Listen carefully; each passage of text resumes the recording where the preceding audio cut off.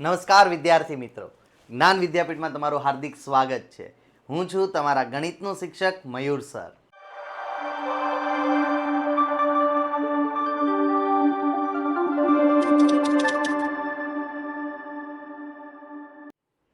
આપણે જોઈ રહ્યા છીએ ધોરણ 8માં ચેપ્ટર નંબર 11 સમપ્રમાણ અને વ્યસ્ત પ્રમાણ. એમાં સમપ્રમાણનો જે સ્વાધ્યાય 11.1 છે આપણે જસ્ટ હમણાં પૂરો કર્યો લાસ્ટ લેક્ચરની અંદર. હજી સુધી જો તમે એ વિડીયો નથી જોયો તો અહીંયા આઈ બટનમાં તેની લિંક આપેલી છે. આજે આપણે જોવાનું છે વ્યસ્ત પ્રમાણ. વ્યસ્ત પ્રમાણ શરૂ કરતા પહેલાં થોડીક નાની એવી ટકોર છે કે હજી સુધી જે પણ વિદ્યાર્થીઓએ ચેનલને સબસ્ક્રાઈબ નથી કરી એ સબસ્ક્રાઈબ કરી દો. બાજુમાં એક નાનું એવું બેલ આઇકોન આપેલું છે, એ બેલ આઇકોન ઉપર ક્લિક કરો એટલે હું જે પણ વિડીયો અહીંથી અપલોડ થશે ને એની નોટિફિકેશન તમને મળી રહે. બેલ આઇકોન ઉપર ક્લિક કરો, ત્યારબાદ વિડીયોને લાઇક કરો, તમારા મિત્રો સાથે શેર કરો. ધોરણ 10ના વિદ્યાર્થીઓ માટે ખાસ, ધોરણ 10ના તમારા જે પણ ભાઈ બહેન છે ધોરણ 10માં અભ્યાસ કરતા હોય તો એમને કહેજો કે જ્ઞાન વિદ્યાપીઠમાં સરસ મજાના વન શોટ વિડીયો આવી રહ્યા છે. તો વન શોટ વિડીયોમાં શું હોય કે એક ચેપ્ટરનું રિવિઝન, આખું એક ચેપ્ટર એક જ લેક્ચરની અંદર એટલું ઝડપથી રિવિઝન અને જે પણ તમારા ડાઉટ હોય એ સોલ્વ થઈ જશે. તો ગણિત, વિજ્ઞાન અને ઇંગ્લિશના આવા વન શોટ વિડીયો ચાલી રહ્યા છે તો એમાં જોડાય અને વિડીયો જોવે જેથી એ સારામાં સારું પરિણામ મેળવી શકે. વધારે વાત ન કરતા ચાલો આજનો ટોપિક આપણે શરૂ કરીએ. વ્યસ્ત પ્રમાણ. જો સમપ્રમાણ જોયું, વ્યસ્ત પ્રમાણમાં એમાં થોડું એનાથી થોડું અલગ આવે છે. શું અલગ આવે છે? વ્યસ્ત પ્રમાણ એટલે શું કે એક તરફ છે ને વધારો થતો હોય ને તો બીજી તરફ ઘટાડો થતો હોય તો એને વ્યસ્ત પ્રમાણ કહેવાય. આપણે લેક્ચરની શરૂઆતમાં થિયરીમાં જોયું હતું. જેને થિયરીવાળો વિડીયો ન જોયો, પહેલો વિડીયો લેક્ચરમાં આપણે જોયું હતું કે વ્યસ્ત પ્રમાણ કોને કહેવાય. તો વ્યસ્ત પ્રમાણની અંદર જો હું તમને ઉદાહરણ આપું, લાઈક આપણને એવું કહેવામાં આવે કે 4 મજૂર કામ કરે છે ત્યારે 2 દિવસમાં એ કામ પૂરું થાય છે. કોઈ કામ 4 મજૂર કરી રહ્યા છીએ તો 2 દિવસમાં પૂરું થાય છે. હવે 2 મજૂર બીમાર પડી ગયા ને 2 મજૂર આવતા નથી, એટલે 2 બીમાર પડ્યા એટલે આવતા નથી તો 2 જ મજૂર આવે છે. તો મજૂરની સંખ્યામાં ઘટાડો થયો તો કામમાં શું થશે? 2 દિવસમાં પૂરું થવાનું તો એને વધારે દિવસ લાગશે, 3 લાગશે, 4 લાગશે. તો મજૂર ઘટ્યા તો કામના દિવસોમાં વધારો થયો. જો એક રાશિ ઘટી ને તો બીજી રાશિ વધી. આને કહેવાય વ્યસ્ત પ્રમાણ. કે એક તરફ વધારો તો બીજી તરફ ઘટાડો, એક તરફ ઘટાડો તો બીજી તરફ વધારો, બંને તરફ અલગ અલગ પ્રકારના ફેરફાર થતા હોય તો એને કહેવાય વ્યસ્ત પ્રમાણ. એના માટેનું અલગ એક સૂત્ર છે. બસ આ 2 સૂત્રો ઉપરથી 2 સ્વાધ્યાય છે. ચેપ્ટર ખૂબ ઇઝી છે. વધારે વાત ન કરતા ચાલો ડાયરેક્ટ સ્વાધ્યાય પર આવીએ અને સ્વાધ્યાય જોઈએ.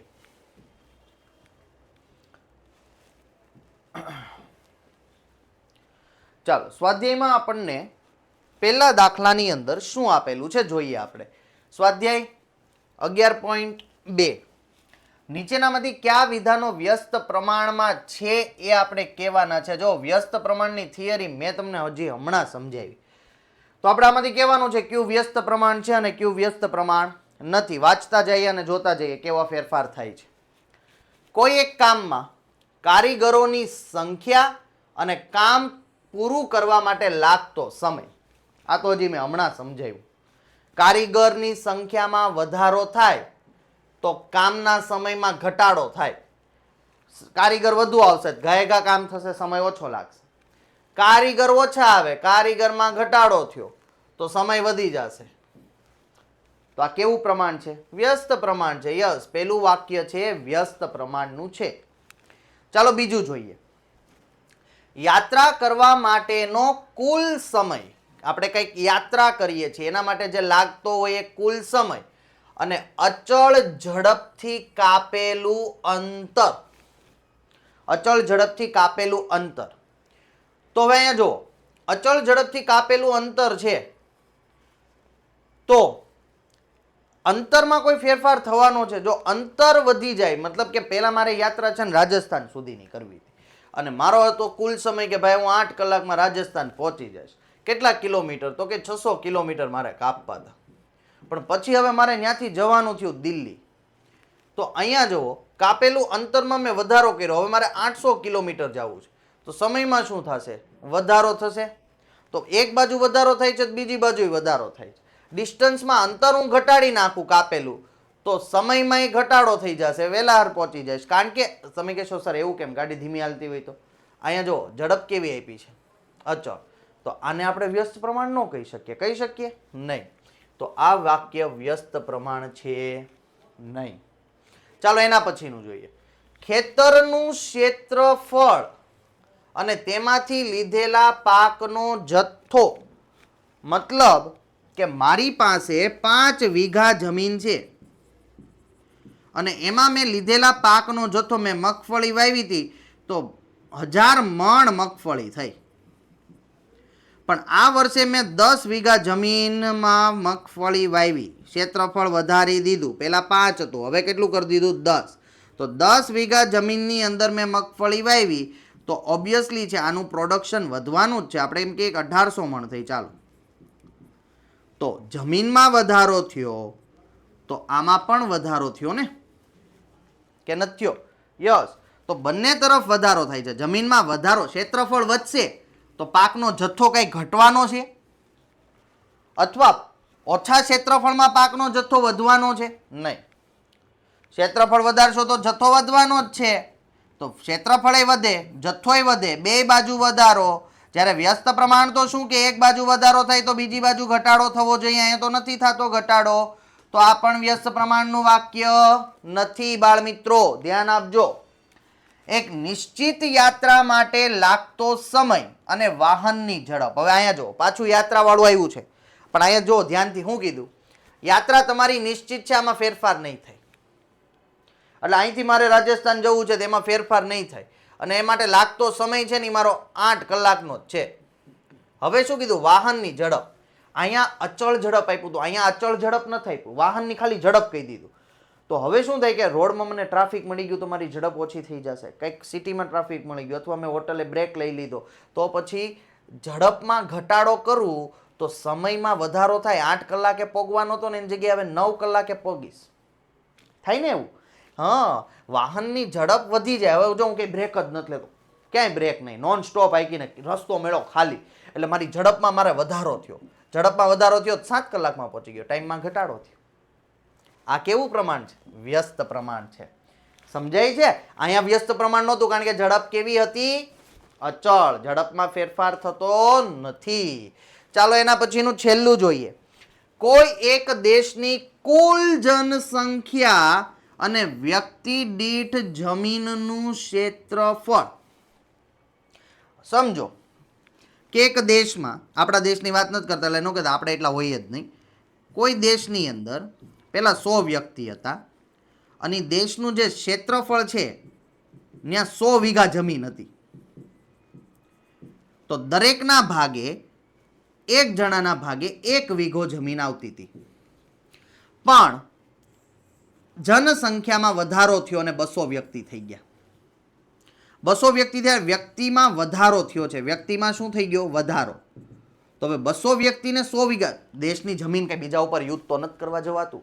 પાકિસ્તાન ઉપર યુદ્ધ કરીને એની જમીન લઈ લઈએ એવું ન કહેતા. આપણે કેવા દેશ છીએ? આપણે શાંતિપ્રિય દેશ છીએ. આપણે કોઈ ઉપર અટેક કરતા નથી. એટલે આપણે ક્યાંય અટેક કરવાનો નથી. આપણે જેટલી જમીન છે એટલી જ જમીન રહેશે, 100 વીઘા. તો હવે બધાના ભાગે છે ને એકના ભાગે અડધો વીઘા જ જમીન આવી. તો જુઓ, સંખ્યામાં વધારો થયો તો જમીનમાં ઘટાડો થયો, વ્યક્તિ દીઠ જમીનમાં. સમજાય છે? તો એક બાજુ વધારો, બીજી બાજુ ઘટાડો. કેવું પ્રમાણ છે? વ્યસ્ત પ્રમાણ છે. તો આમાંથી આપણને ખબર પડી કે 3 વ્યસ્ત પ્રમાણમાં છે.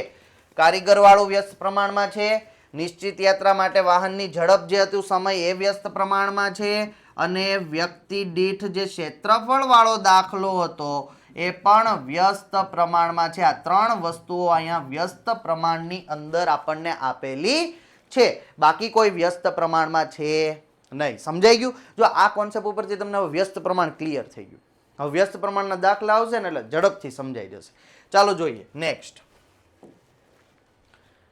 બીજા દાખલામાં શું કીધું કે એક ટેલિવિઝન ગેમ શો ચાલી રહ્યો છે.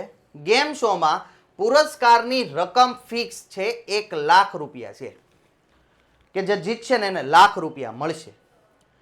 હવે શું થાય છે કે જો એક જણો જીતે ને તો લાખે લાખ એને મળી જાય, પણ સમજો 2 જણા જીતે તો એકને 50, બીજાને 50, પૈસા નહીં વધે, એ જે પૈસા છે ને એના ભાગ પડી જાય. તો જો વિજેતાની સંખ્યામાં વધારો થયો તો રકમમાં ઘટાડો થયો, વધારો ઘટાડો. 4 જણા જીતશે તો કેટલી રકમ મળશે? 5 જણા જીતશે તો રકમના કેટલા ભાગ થશે? એકને કેટલી મળશે? 8 જણા જીતશે તો પ્રત્યેક વિજેતાને કેટલો પુરસ્કાર મળશે? 10 જણા જીતશે તો કેટલો મળશે? અને 20 જણા જીતે તો કેટલો મળે? એ આપણે અહીંયા કહેવાનું છે દાખલો ગણીને. વ્યસ્ત પ્રમાણમાં છે કે નહીં? હા, વ્યસ્ત પ્રમાણમાં જ છે. તો જો હવે દાખલો કેવી રીતે ગણવાનો? સૌથી પહેલા અહીંયા મેં લખી નાખ્યું, આપેલ માહિતી વ્યસ્ત પ્રમાણમાં છે. આપેલી માહિતી વ્યસ્ત પ્રમાણમાં છે. ઓકે, વ્યસ્ત પ્રમાણનું સૂત્ર યાદ રાખો, x1 y1 is equal to x2 y2. આ આપણું વ્યસ્ત પ્રમાણનું સૂત્ર છે. હવે જો આપણું થઈ જાય x1, x2, x3, x4, x5, x6, x7. આ થઈ જાય આપણું y1, y2, y3, y4, y5, આપણું y5 ને y6, y7. ઓકે, કારણ કે મેં વિજેતાઓને લીધી છે x અને રકમને મેં લઈ લીધું છે y. હવે જો આમાં આ બે રાશિ તો આપી છે તો x2 xy ની આપણે જરૂર નથી, આપણે ડાયરેક્ટ આ શોધવું છે ત્રીજું પદ. તો આની જગ્યાએ હું ત્રીજું પદ યુઝ કરીશ. અહીંયા કંઈ ફેરફાર નહીં કરું, પણ સામે હું છે ને ત્રીજું પદ મૂકી દઉં છું. અહીંયા મેં ત્રીજું પદ મૂક્યું. હવે x1 કેટલું છે? 1 ગુણ્યા y1 કેટલું છે? 1 લાખ. ઓકે, x3 કેટલું છે? x3 4. તો y3 ગોતો. જો મને ખબર છે ઘણા છોકરા કહેતા ડાયરેક્ટ જવાબ મળે, પણ વ્યસ્ત પ્રમાણનો દાખલો છે, આપણે તો સૂત્ર મૂકીને જ કરવો પડે, ડાયરેક્ટ જવાબ લખાય નહીં. 4 અહીંયા ગુણાકારમાં છે, પેલી બાજુ જશે તો ભાગાકારમાં. તો y3 બરાબર 1 લાખ ભાગ્યા 4. કેવી રીતે કરશું? ચાલો 1 લાખ ભાગ્યા 4 છે, કેવી રીતે ભાગ્યા 4 કરીએ આપણે અહીંયા? તો જો 1 લાખ ભાગ્યા 4 કરવા હોય તો અહીંયા આપણે ભાગાકાર કરું છું. અહીંયા ધ્યાન આપજો, ડાયરેક્ટ કરું છું. 4 દુ 8. ઓકે, 2 વૈધા 0, 4 પંચા 20, એટલે પ્રત્યેકના ભાગે 25,000 રૂપિયા આવશે. હવે સેમ વસ્તુ કરવાની આના માટે. ફરીથી સૂત્ર મૂકો, અહીંયા આપણે ફિક્સ રાખશું. આપણને ખબર છે કે અહીંયા છે 1 ગુણ્યા 1 લાખ અને x4 આપણને આપ્યું છે 5 વિજેતા, y4 આપણે ગોતવું છે. ચાલો 5 ને આ બાજુ લઈ જશું તો y4 is equal to 1 lakh ભાગ્યા 5. હવે જો આપણને ખબર છે 5 દુ 10 અને બાકીના 0 એટલે 20,000. એક એકને કેટલા મળશે? 20,000. ચાલો એના પછી ફરીથી મૂકો, x1 y1 is equal to, હવે શું લઈશું? x5 y5. Yes, x5 y5. અહીંયા લખો 1 ગુણ્યા 1 લાખ અને અહીંયા 5 આપ્યું છે 8, y5 આપણે ગોતવાનું છે. 8 અહીંયા ગુણાકારમાં, પેલી બાજુ લઈ જાઓ તો ભાગાકારમાં. તો અહીંયા 1 લાખ ભાગ્યા 8. કેવી રીતે કરશું? જો 8 એકા 8, 2 વૈધા 0, 8 દુ મતલબ કે અહીંયા 2 લખવા પડશે આપણે. ઓકે, અને 12,500 જવાબ આવશે. સર ખબર ન પડી 12,500 કેવી રીતે આવ્યો? ન ખબર પડે તો આવી રીતે જો રફકામમાં જવાનું, પછી 8 ભાગ્યા આપણે કરવાના 1 લાખ. ઓકે, સોરી, 8 ભાગ્યા આપણે શું કરવાના? 1 લાખ. અહીંયા 8 એકા 8, 2 વૈધા 0 ઉતરું, 8 દુ 16. ઓકે, 4 વૈધા 0 આવ્યું, 8 પંચા 40, 0 0. આ 0 ને આપણે મોકલી દીધું ઉપર, આ 0 ને આપણે મોકલી દીધું ફરીથી ઉપર, એટલે અહીંયા 2 0 હોય એટલે ઉપર વયા ગયા, તો 12,500. ઓકે, તો આવી રીતે આપણને મળી જાય. આપણે આને ઇરેઝ કરી દઈએ જેથી કરીને આપણે રફકામ વાળો ભાગ વચમાં આવે નહીં. ઓકે, ચાલો નેક્સ્ટ નું આપ્યું છે આપણને, જોવો બાળ મિત્રો, 6 વાળો ભાગ ગોતવો છે. ફરીથી એનું એ જ સૂત્ર x1 y1 is equal to x6 y6 1 ગુણ્યા 1 લાખ આ આપ્યું છે 10 ગુણ્યા y6 આ તો બહુ ઇઝી થવાનું છે 1 લાખ ભાગ્યા 10 0 0 ઉડી ગયું તો y6 ઇઝ ઇક્વલ ટુ 10,000 એક એકને 10,000 મળશે 6 જણા વિજેતા થાય ને તો એના પછી હવે આપણે ગોતવું છે x1 y1 is equal to x7 y7 એક ગુણ્યા પ્રાઇઝની રકમ 1 લાખ જ છે 20 જણા વિજેતા થાય છે તો પ્રત્યેકના ભાગમાં y7 કેટલા આવશે તો y7 is equal to 1 lakh છેદમાં 20 0 0 ઉડી ગયા તો આપણી પાસે 10,000 ભાગ્યા કરી નાખીએ 2 તો 5,000 આપણી પાસે જવાબ આ વધારે લખ્યું છે 5,000 જવાબ આપણી પાસે આવે તો 5,000 રૂપિયા દરેકને ઇનામમાં મળશે આવી રીતે વ્યવસ્થિત ખાના ગાળીને દાખલો દેખાડી દેવાનો એક પેજમાં તમે ગણતા હોય ને તો 2 જ ગણવાના એક પેજમાં કેટલા ગણવાના 2 પછી નીચે પાછા 2 ગણવાના અને પછી 1 ગણ નાખવાનું આવી રીતે વ્યવસ્થિત ચોકસાઈથી વર્ક કરી નાખવાનું પહેલાં આ લખવું જરૂરી છે કારણ કે પ્રશ્ન પૂછ્યો તો સમપ્રમાણમાં છે કે વ્યસ્ત પ્રમાણમાં તો કેવું જરૂરી છે કે આપેલ માહિતી વ્યસ્ત પ્રમાણમાં છે પછી વ્યસ્ત પ્રમાણનું સૂત્ર અને આવી રીતે આપણે દાખલો ગણવાનો જુઓ ક્યાંય પણ ન સમજાય તો કોમેન્ટ કરી શકો છો આ ચેપ્ટરનું ની કોઈ પણ ચેપ્ટરની કોઈ પણ વસ્તુ ક્યાંય ન સમજાય તો કોમેન્ટ કરી દેવાની અને કોમેન્ટનો આન્સર તો આપવામાં આવશે જ પણ વોટ્સઅપ પર મેસેજ કરી શકો છો વોટ્સઅપ પર કેવી રીતે મેસેજ કરી શકો આ વિડીયોના ડિસ્ક્રિપ્શનમાં વોટ્સઅપની લિંક આપેલી છે ખોલો એટલે વોટ્સઅપ ખુલી જાય ત્યાં તમારે ક્યાંય પણ અટવાનું હોય પેજમાં દાખલો ગણતા ગણતા અટવાનો હોય ને ફોટો મોકલી દેવાનો સોલ્યુશન મળી જશે ગભરાવાની જરૂર નથી આપણી યુટ્યુબ ચેનલ એકદમ ફ્રી છે તમારા લોકો માટે જ છે એટલા માટે તમારા વિદ્યાર્થી મિત્રો જે પણ હોય એને શેર કરજો એને પણ કહેજો કે સબસ્ક્રાઈબ કરે ઓકે મજા આવે છે ચાલો નેક્સ્ટ દાખલા તરફ જઈએ નેક્સ્ટમાં રહેમાને એક પૈડામાં આરા લગાવવા છે એટલે કે રહેમાન પાસે એક સરસ મજાનું પૈડું છે અને એમાં એને લગાવવા છે આરા ઓકે આ માટે તે સમાન લંબાઈના આરાનો ઉપયોગ કરે છે મતલબ કે આરા છે એ સમાન લંબાઈના છે એટલે વર્તુળ એક સરખું જ છે પૈડું આડાવળું નથી ઓકે આ બધાની લંબાઈ સમાન છે હવે એના વચ્ચે બનતો ખૂણો ઉપરથી માહિતી આપણે દર્શાવવાની છે હવે જો એટલા આરા લગાવડું ને તો એટલો ખૂણો બને પણ મેં આરાની સંખ્યા વધારી દઉં અહીંયા તો ખૂણો કેવો થતો જાય ઓછો આરા વધશે ખૂણોનું માપ ઓછું આરા ઘટાડી દઉં 2-3 જ આરા નાખું ચાલો તો ખૂણો વધી ગયો સમજાય છે તો આરાની સંખ્યા વધારું છું તો આરા વચ્ચે બનતા ખૂણાની માપ ઘટે છે તો વ્યસ્ત પ્રમાણ એક બાજુ વધારો એક બાજુ ઘટાડો આરાની સંખ્યા ઘટાડું તો ખૂણાનું માપ વધી જાય તો વ્યસ્ત પ્રમાણ છે અને આ દાખલો આપણે આવી રીતે પૂરો કરવાનો છે આપણે આરાની સંખ્યાને લઈ લઈએ x ક્રમિક બનતા ખૂણાને લઈ લઈએ y આપણું છે x1 x2 x3 x4 x5 આપણું છે y1 y2 y3 y4 અને y5 જો ઘણીવાર શું થાય દાખલા ઇઝી છે પણ એકની એક પ્રોસેસ રિપીટ કરવામાં આવે છે હવે તમને કંટાળો આવે એકની એક પ્રોસેસ રિપીટ કરવામાં તમે ઉતાવળે કરવા જો ને ભૂલ પડી જાય શાંતિથી કરવાનો કારણ કે દાખલાના બેઠા માર્ક મળશે 3 માર્કમાં દાખલો પૂછાય તો 3 માર્કમાં પૂછાય તો બેઠા લઈ લેવાય ને એટલા માટે ભૂલ નહીં કરવાની ચાલો વ્યસ્ત પ્રમાણ છે સૂત્ર મૂક્યું મેં x1 y1 is equal to x3 y3 કેમ સર x3 y3 મારે y2 ગોતવું જ નથી તમે ડાયરેક્ટ આનો ઉપયોગ કર્યો ચાલો x1 છે 4 y1 છે 90 બરાબર x3 છે 8 તો y3 ગોતો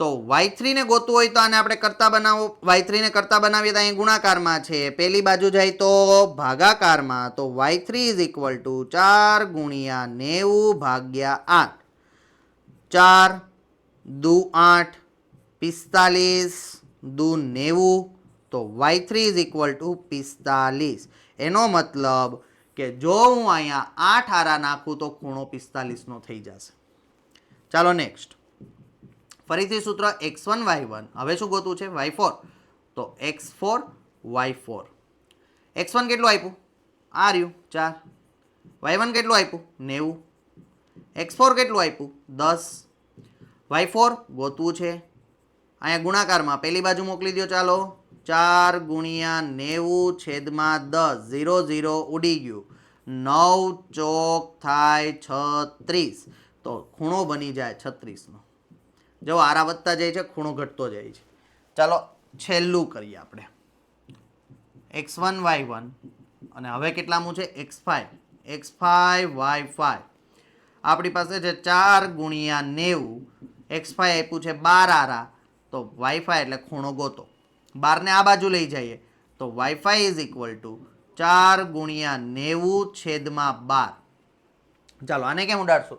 તો જો 4 તેરી 12, 30 તેરી 90, તો y5 ઇઝ ઇક્વલ ટુ 30 મળી ગયો અહીંયા. પણ દાખલો પૂરો થતો નથી. જવાબ મળી ગયો. કેમ સર? અહીંયા સુધીનું કોષ્ટક હતું, મેળવી તો લીધું બધું વાઈફાઈ સુધીનું. હવે શું દાખલામાં છે? દાખલાની રકમ હજી અડધી જ છે. અડધી રકમ આપણે બીજી સ્લાઇડમાં મૂકી છે. ચાલો શું કીધું બીજી સ્લાઇડની અંદર? શું આરાની સંખ્યા અને બે ક્રમિક આરા વચ્ચે બનતો ખૂણો પરસ્પર વ્યસ્ત પ્રમાણમાં છે? તો પહેલાનો જવાબ છે હા. આપેલ માહિતી વ્યસ્ત પ્રમાણમાં છે. શું છે જવાબ? હા, આપેલ માહિતી વ્યસ્ત પ્રમાણમાં છે. ચાલો બીજું શું કીધું? 15 આરાવાળા એક પૈડામાં કેટલાનો ખૂણો બનશે? મતલબ આમાં હજી દાખલો ગણવાનો કીધો. કાંઈ વાંધો નહીં, મૂંઝાવાનું નથી.